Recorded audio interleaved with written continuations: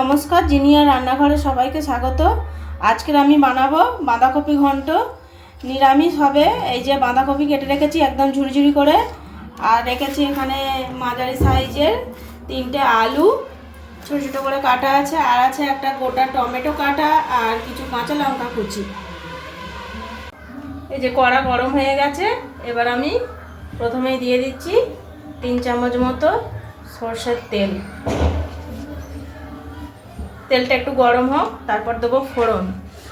এবার আমি দিয়ে দিচ্ছি কড়ার মধ্যে কিছুটা পরিমাণ 5 ফোড়ন আর এই একটা শুকনো লঙ্কা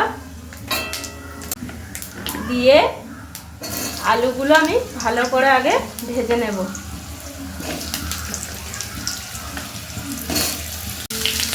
এবার আমি এর মধ্যে দিয়ে দিচ্ছি 1 চামচ,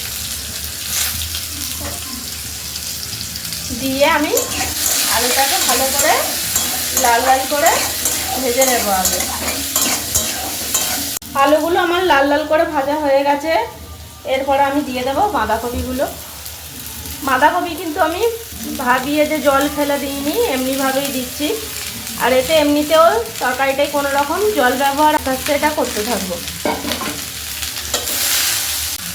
এবার আমি এর মধ্যে দিয়ে দিচ্ছি স্বাদ মতো নুন।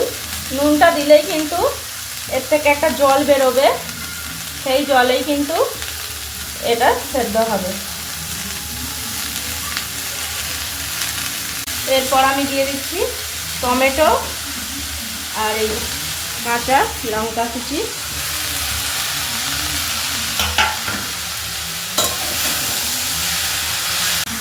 এরপর আমি দিয়ে দিচ্ছি এতে শুকনো লঙ্কার গুঁড়ো।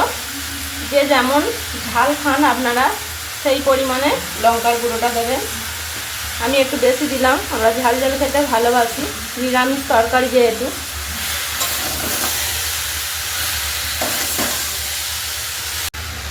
আমি এটা ঢাকা দিয়ে 10 থেকে 15 মিনিটের মতো রেখে দিয়েছিলাম।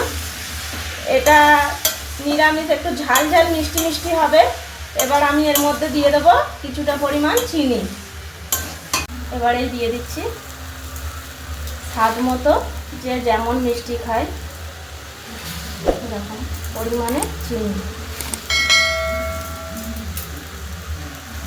চিনি দেওয়ার পরে আমি কিন্তু এটা আবারও গ্যাসের সিমটা একদম কমিয়ে 10 মিনিটের মতো ঢাকা দিয়ে রেখে দিয়েছিলাম।